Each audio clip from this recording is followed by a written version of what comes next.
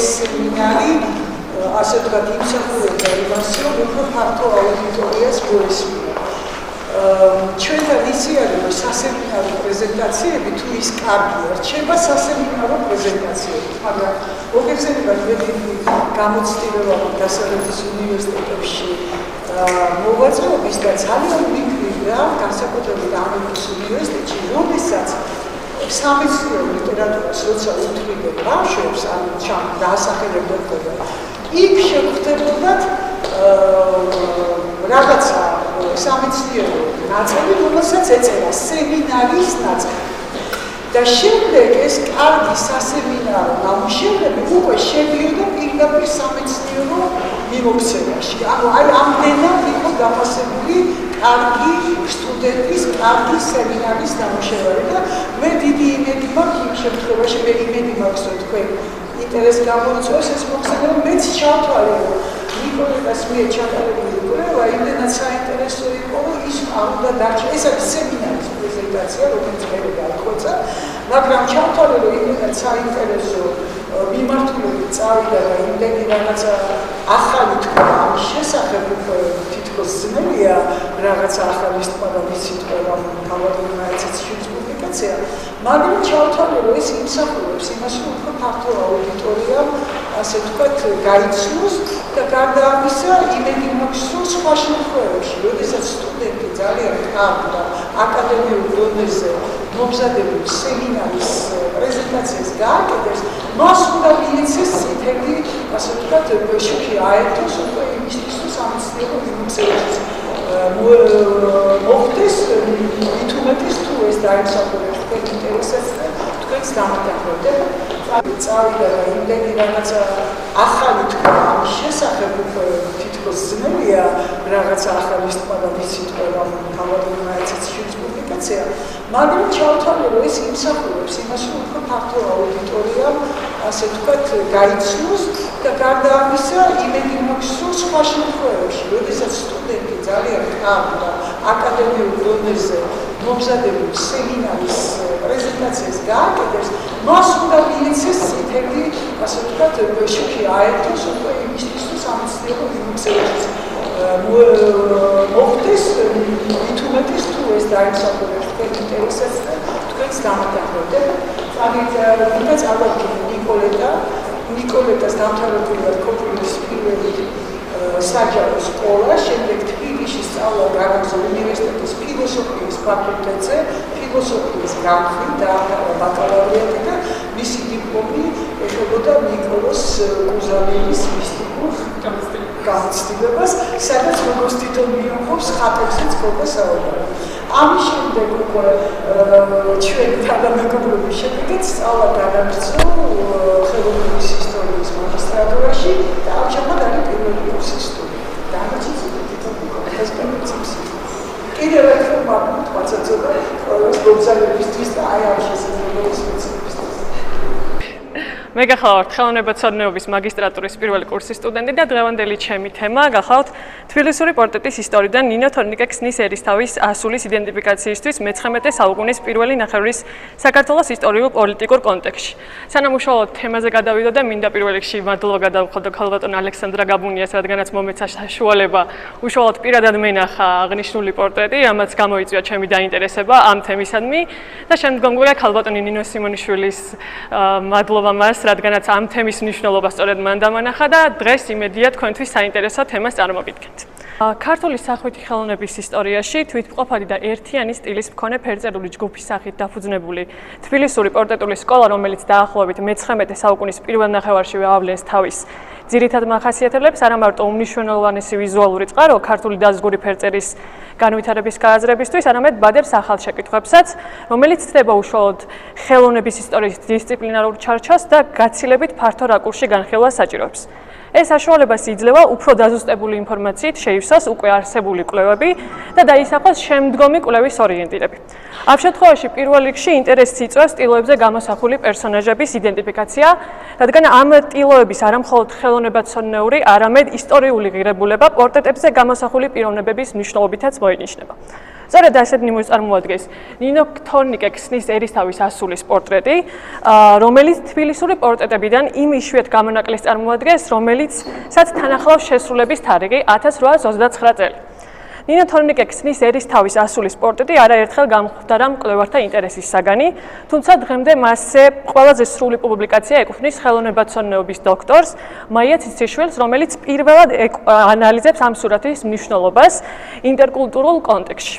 კერძოდ, სტატიის ავტორი განიხილავს იმ ძირითად მახასიათებლებს, რომელთაც ეს პორტრეტი გამოირჩევა და აღნიშნავს იმ შესაძლო ინსპირაციის წყაროებს, რომლებმაც განაპირობა აღნიშნული პორტრეტის გამორჩეული თავისებურებანი. აქვე ავტორი შენიშნავს, რომ მიუხედავად იმისა, რომ ეს პორტრეტი თბილისური სკოლის განვითარების პირველ ეტაპზე იქმნება, მასში უკვე კარგად ჩანს თბილისური სკოლის გარკვეული სიმწიფე, რადგანაც ამ შედარებით ადრეულ პერიოდში მხატვარს მეტი თავისუფლების გამოვლენის შესაძლებლობა ჰქონდა.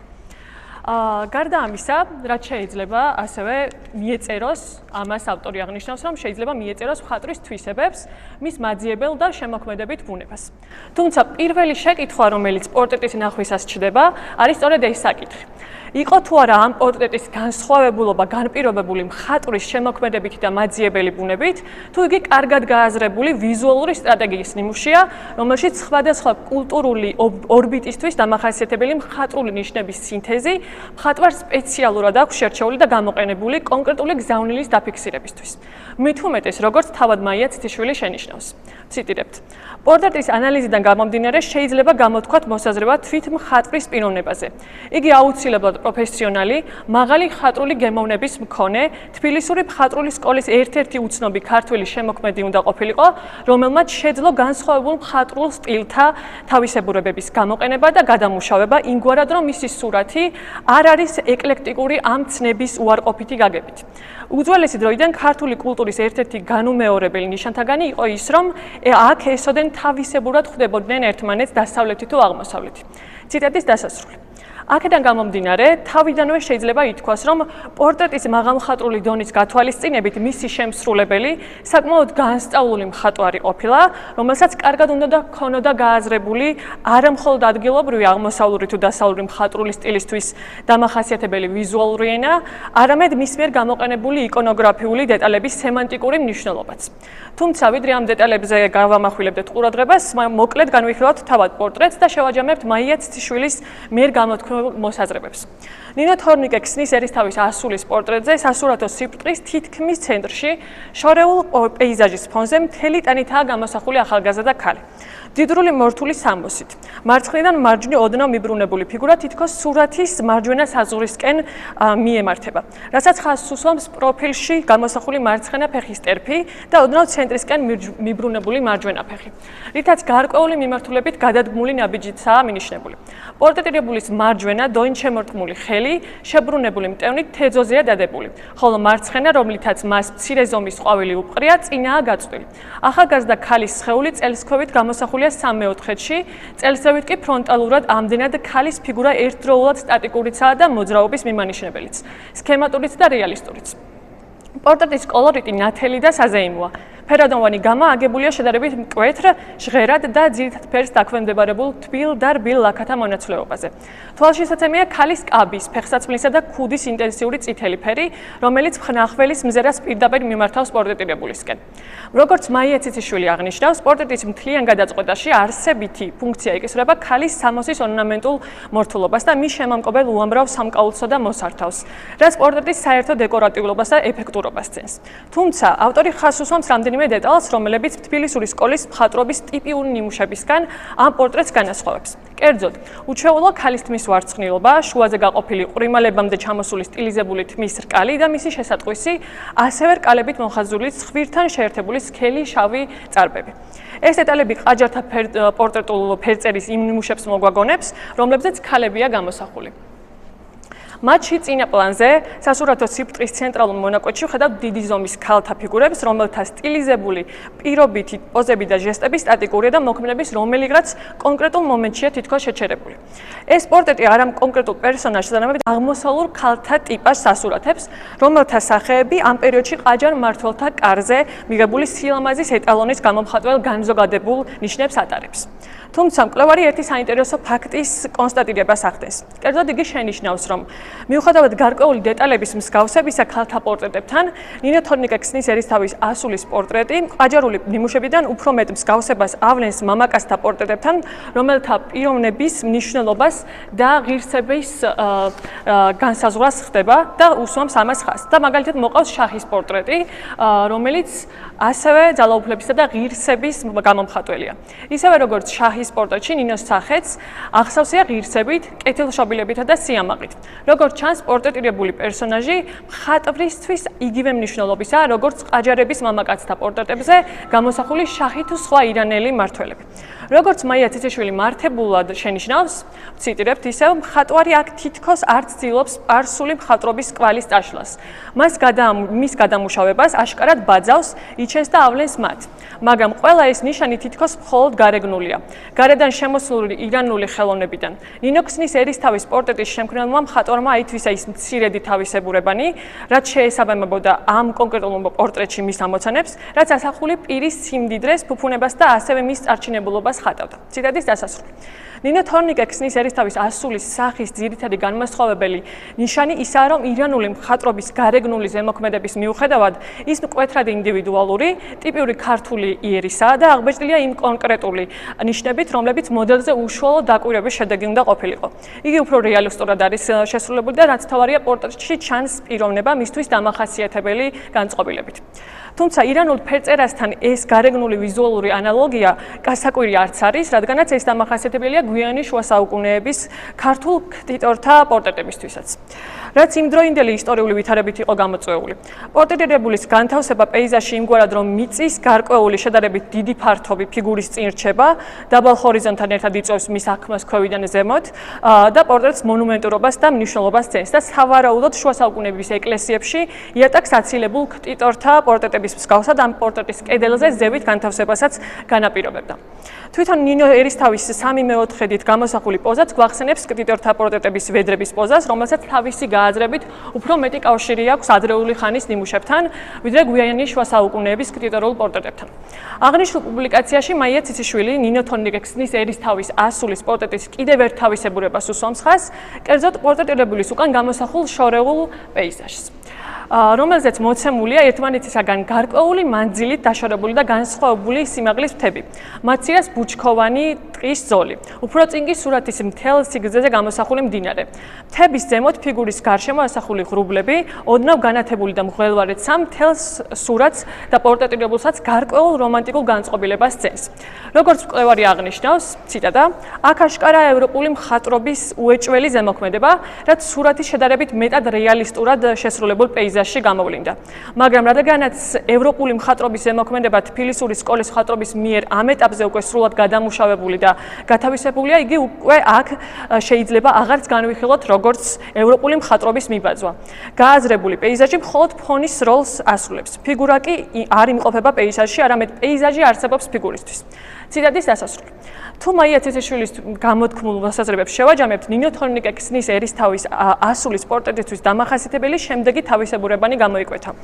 მსგავსება ყაჯარულ პორტრეტულ მხატვრობასთან, მსგავსება შუა საუკუნეების ქართულ ქტიტორულ პორტრეტებთან, პორტრეტირებულების მკაფიო ინდივიდუალური სახე, პორტრეტში პეიზაჟის ჩართვა, რომელიც მას განწყობილებას ცენს და რომლის შესრულების მანერაში აშკარა ევროპული გავლენა.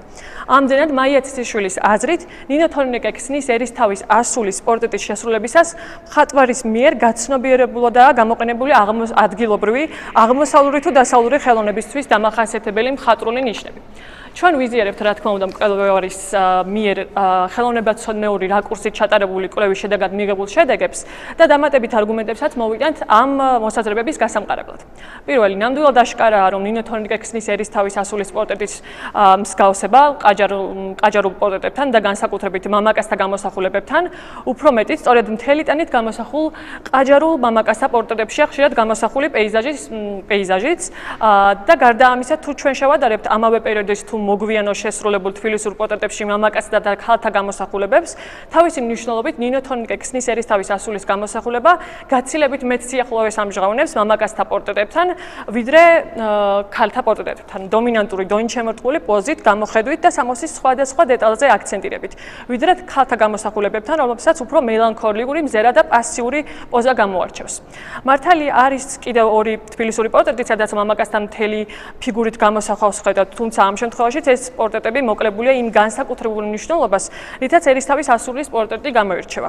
ერთ მათგანზე მცხეთის მამასახლისია გამოსახული, რომელზეც მართალია ხედავთ მამაკაცის მთელი ტანით გამოსახულს, დოინჩემორტყმულ ფიგურას, პეიზაჟის ფონზე, თუმცა თავად პეიზაჟიც მოკლებულია იმ მნიშვნელობას, რომელიც ახლავს ქსნის ერისთავის ასულის გამოსახულებას და პეიზაჟიც განსხვავებულად მხოლოდ ფონად არის გამოყენებული. და მოკლებულია იმ დინამის, რომელსაც განსაკუთრებული განწყობა შეაქვს ქსნის ერისთავის ასულის პორტრეტში. მეორე კი 1862 წელს დარიგებული ნიკოლოზ ერდიშერის ძე მუხრან ბატონის ცნობილი პორტრეტია ოჯახთან ერთად, სადაც მართალია მთავარი ფიგურა ასევე ღირსებისა და მნიშვნელობის გამომხატველია, თუმცა ამ შემთხვევაში მრავალფიგურიანი ოჯახურ პორტრეტში, რომელიც სადა ფონზე ამოცემულია, ეს მნიშვნელობა ისე არაა გამოკვეთილი, როგორც ნინო თორნიკე ქსნის ერისთავის ასულის შემთხვევაში. უდავოა ნინო თორნიკე ქსნის ერისთავის ასულის პორტრეტის მსგავსება შუა საუკუნეების ქართულ ქტიტორულ პორტრეტებთანაც და როგორც მკვლევარი აღნიშნავს, არა მხოლოდ გვიანი, არამედ უფრო ადრეული კლასიკური პერიოდის ფრესკულ გამოსახულებებთანაც. როგორც მაია ციციშვილი აღნიშნავს, პორტრეტზე ნინო თორნიკე ქსნის ერისთავის ასულის სახე აშკარად ინდივიდუალურ ნიშნებს ატარებს და როგორც ჩვენს მიერ ჩატარებული კვლევის სასაღმოაჩინეთ, შემორჩენილია თავად ნინო თორნიკე ქსნის ერისთავის ასულის გვიანდელი ფოტო, რომელიც მიხედვითაც აშკარად ხდება, რომ მისი სახის შესრულებისას მხატვარი უშუალოდ აკვირდებოდა თავად მოდელს. და ბოლოს მკვლევართა აზრით, ნინო თორნიკე ქსნის ერისთავის ასულის პორტრეტი აშკარად ავლენს ევროპული მხატვრობის ზემოქმედებას, რომელიც თავისუფლად და რეალისტურად შესრულებულ პეიზაჟში გამოვლინდა, რომელიც თავისუფლად და შესრულებული მანერითაა ამ შემთხვევაშიც შესრულებული, თუმცა როგორც მაია ციციშვილი აღნიშნავს, ციტატა, რადგან ევროპული მხატვრობის ზემოქმედება თბილისური სკოლის მხატვრობის მიერ ამ ეტაპზე უკვე სრულად გადამუშავებული და გათავისებულია, იგი აქ უკვე შეიძლება აღარც განვიხილოთ როგორც ევროპული მხატვრობის მიბაძვა. ამ შემთხვევაში ჩვენთვის ძალიან საინტერესო აღმოჩნდა მხატვრის მიერ ნინო თორნიკე ქსნის ერისთავის ასულის პორტრეტში ჩართული პეიზაჟის შესრულების მანერის მსგავსება ცნობილი გერმანელი რომანტიკოსის მხატვრის კასპარ დავით ფრიდრიხის ადრეულ პეიზაჟებთან და ეს განსაკუთრებულად კარგად ჩანს ყაჯარულ პორტრეტებში შესრულებულ პეიზაჟებთან შედარებისას. რომლებიც როგორც ვიცით ასევე ევროპული გავლენის შედეგია. ქვემოთ ჩვენ კიდევ შევეხებით ამ პეიზაჟს და კერძოდ განვიხილავთ, რამდენად შემთხვევითია ეს მსგავსება გერმანელ რომანტიკოს მხატვართან, თუმცა მანამდე ერთი მნიშვნელოვანი საკითხზე გვინდა შევჩერდეთ. როგორც უკვე აღინიშნა და მაია ციციშვილიც აღნიშნავს, ნინო თორნიკე ქსნის ერისთავის ასულის პორტრეტის ანალიზისას ძირითადად მის მხატვრულ სტილისტურ თავისებურებებზე ამახვილებს იგი ყურადღებას და მხოლოდ მის მიერ მოძიებულ მცირე ინფორმაციას გვაწვდის თავად პორტრეტირებულის შესახებ. კერძოდ ავტორი შენიშნავს, რომ ნინო ლამისყანაში მცხოვრებ ერისთავთაგანი იყო, ხოლო მამამისი მაიორე თორნიკე იესესძე გიორგი იესესძე ერისთავის სენატორის ძმა. დედამისი ბარბარე ქეთევან ბატონიშვილის ქალი, ივანე მუხრან ბატონის ასული იყო. თვითონ ნინო კი ივანე თამაზისძე ჯამბაკურ ორბელიანის მეუღლე და აქვე თავად მკვლევარი აღნიშნავს, რომ ცნობილია აგრეთვე პორტრეტის შესრულების თარიღი 1829 წელი.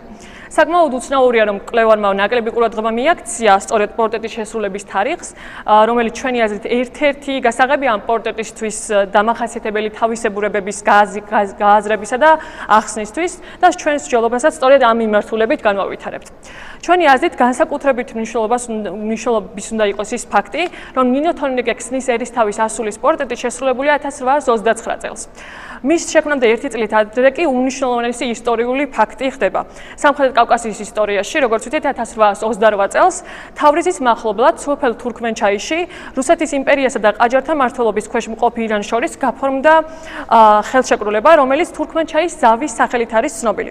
ამ ზავის შედეგად რუსეთმა სრული დომინაცია დაამყარა სამხრეთ კავკასიაში, რამაც შესაბამისად მნიშვნელოვნად შეასუსტა ყაჯართა ირანის გავლენები რეგიონზე.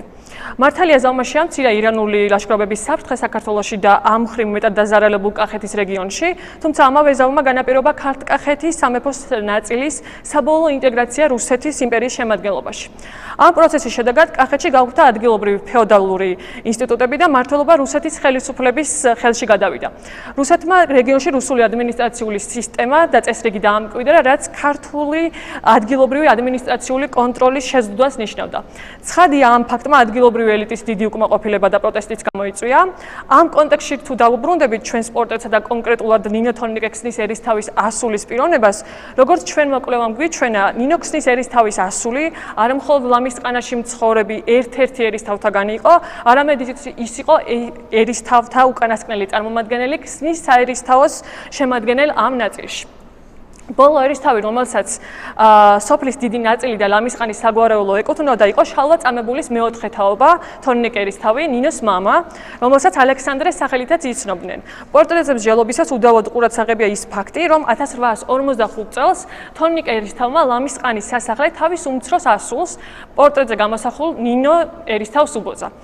რომელსაც 1857 წლის 7 ივნის ალექსანდრე ჯამბაკურ-ორბელიანი შეეძინა და აღნიშნული სასახლეც სწორედ ამ გვარის გამაგრძელებელი თაობის რეზიდენციად იქცა.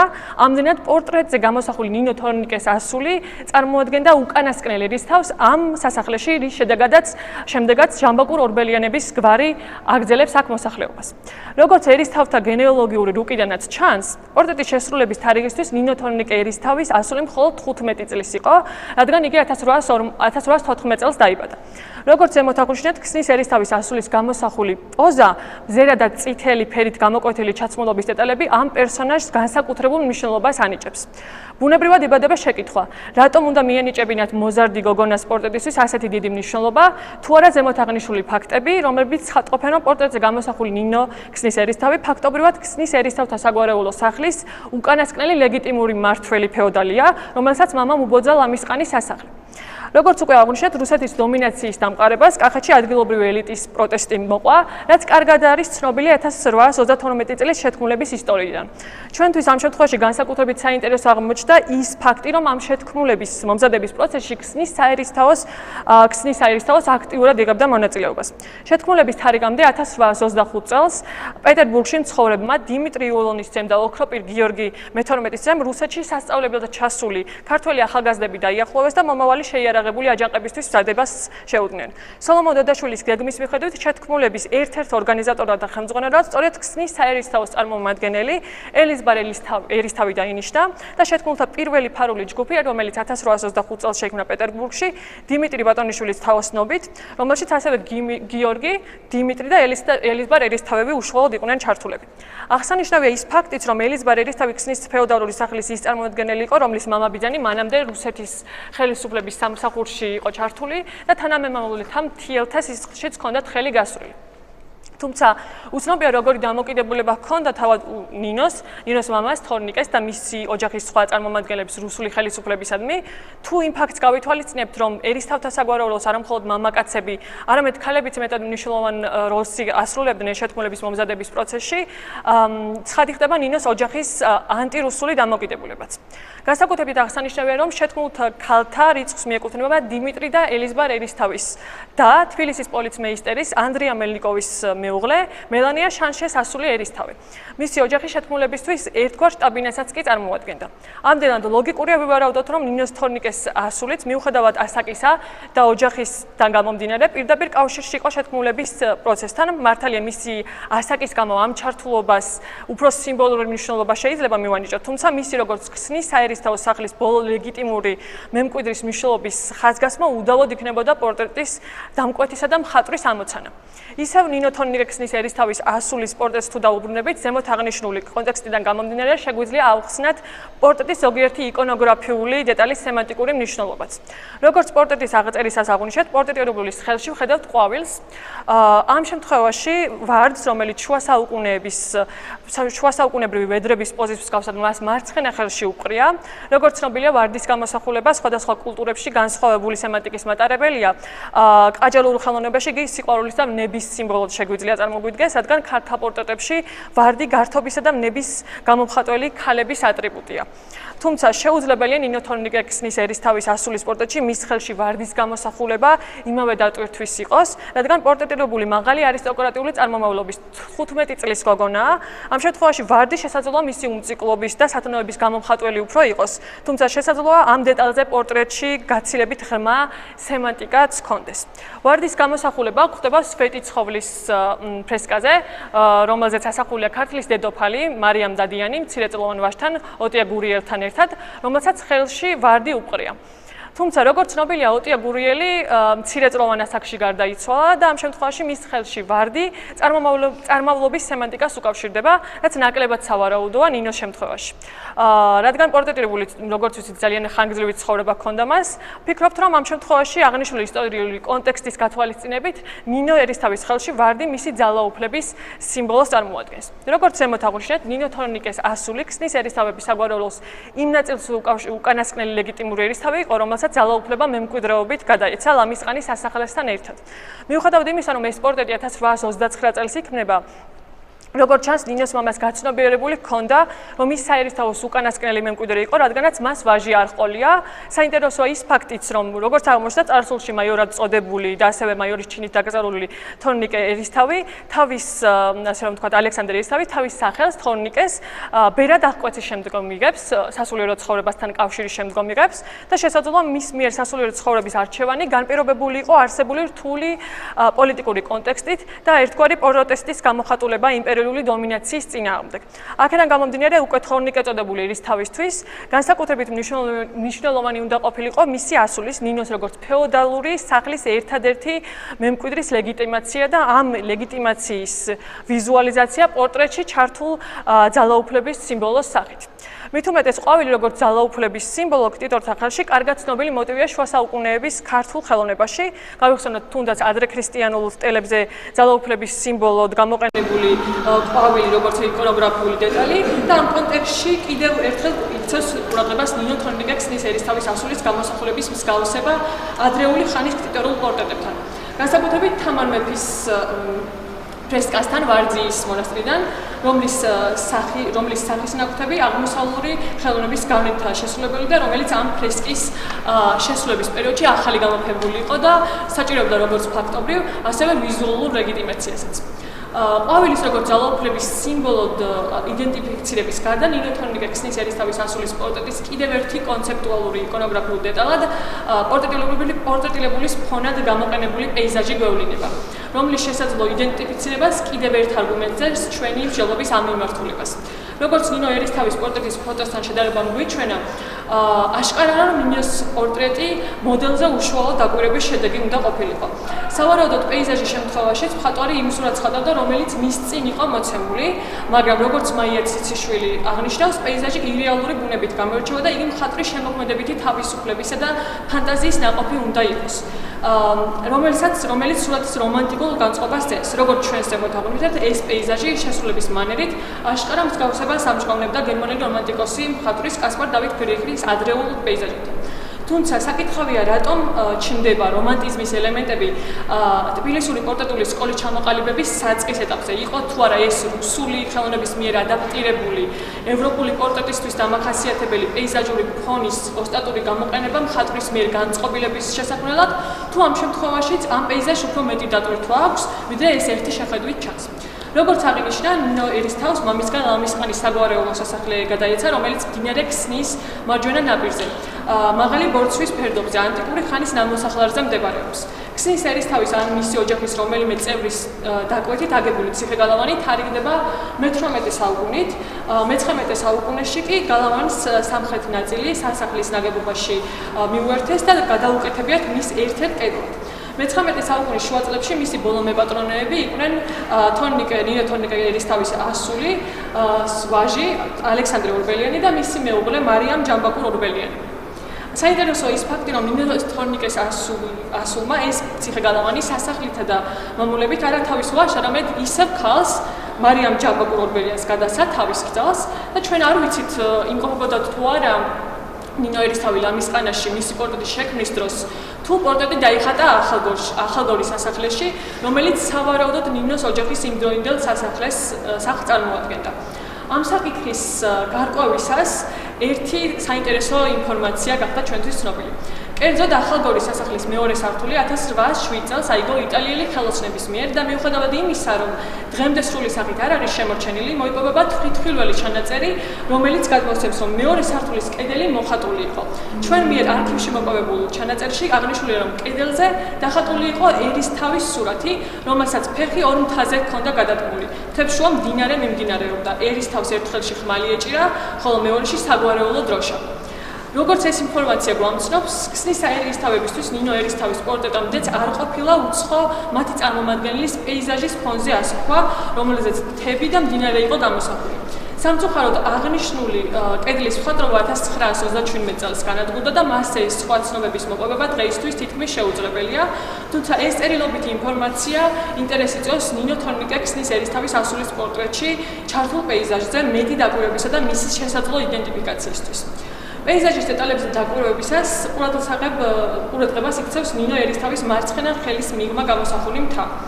როგორც ვიცით, ახალგორის სასახლე მდებარეობს შიდა ქართლის ჩრდილო-აღმოსავლეთ ნაწილში, მტკვრის მარჯვენა შენაკადის მდინარე ქსნის ხეობაში. სასახლე გარშემორტყმულია მთებით, რაც მის ბუნებრივ დაცვას უზრუნველყოფდა.